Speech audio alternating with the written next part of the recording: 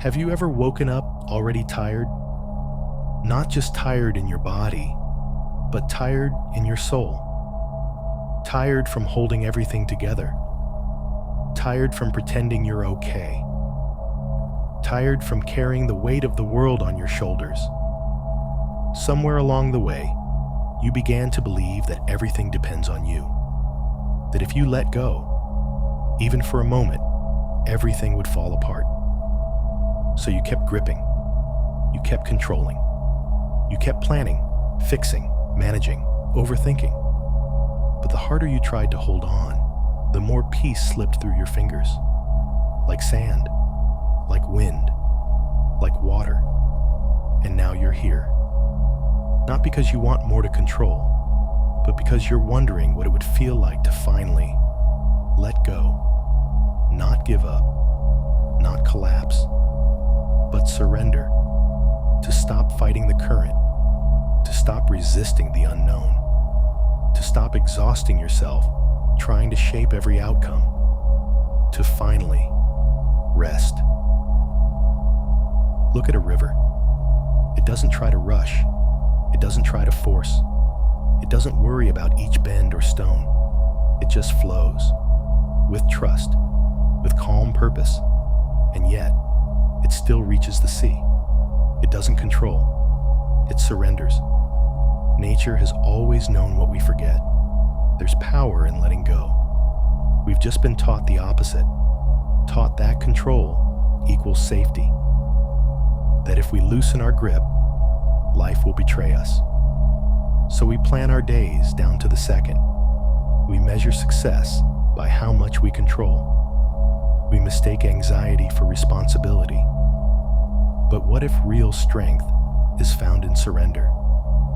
What if peace isn't on the other side of control, but in the release of it? What if trust, not tension, is the path? Control is seductive. It makes us feel powerful, protected, like we're steering the wheel of a life that otherwise might crash. But that's the illusion. Because no matter how much we try to control, life happens. People change. Plans unravel. Bodies weaken. Jobs end. Storms come. And deep down, we know this. So why do we still grip so tightly? Because it gives us the illusion of certainty. Because uncertainty scares us. Because letting go feels like falling. But maybe, just maybe, it's not falling. Maybe it's finally learning how to float. Letting go isn't a new idea. Long before our modern anxieties, long before calendars and to-do lists and productivity apps, wise ones whispered this truth. Marcus Aurelius,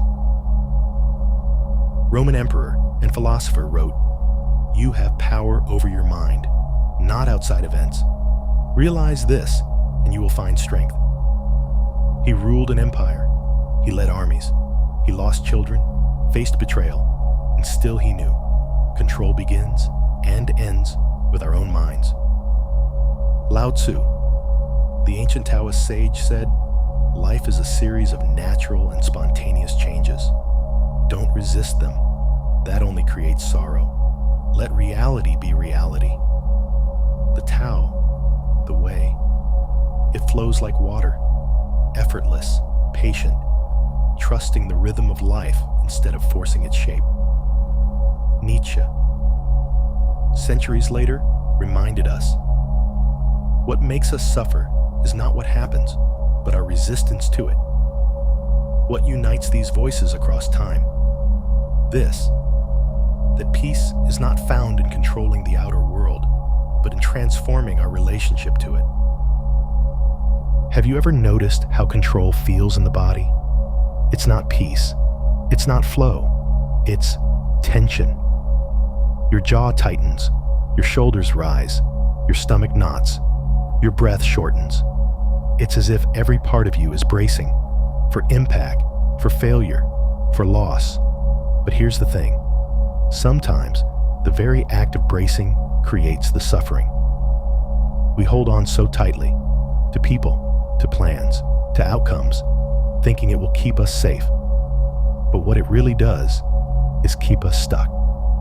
And sometimes, the most loving thing we can do for ourselves, for others, for life, is to loosen the grip.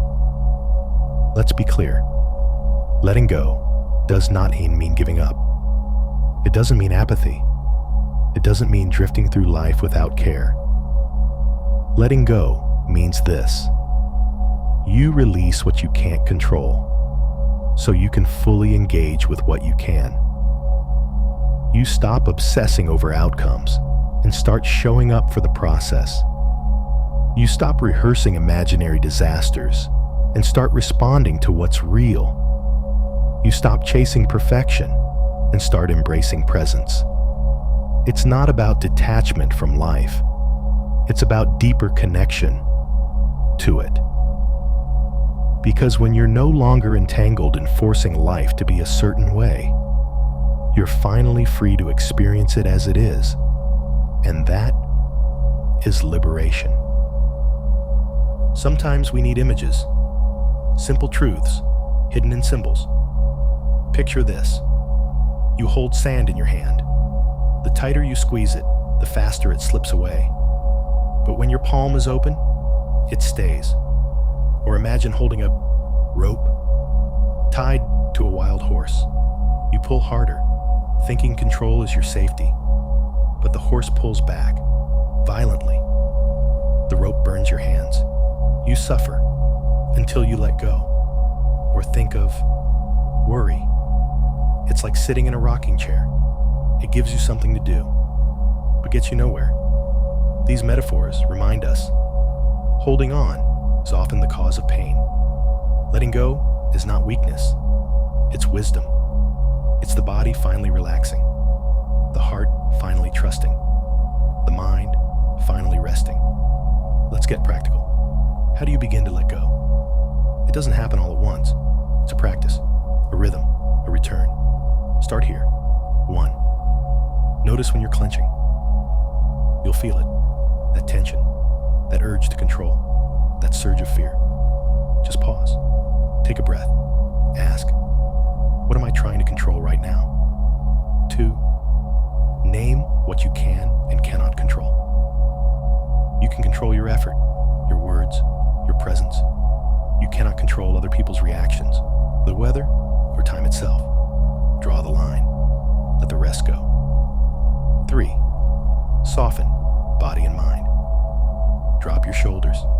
Unclench your jaw. Slow your breath. Your body teaches your brain that it's safe to release. 4th, hold goals lightly. Have intentions, but be flexible. Let life surprise you. Sometimes detours are divine. 5. Return to the present. Control is always about the future. Peace is always now. Every time you come back to this moment, you loosen the grip.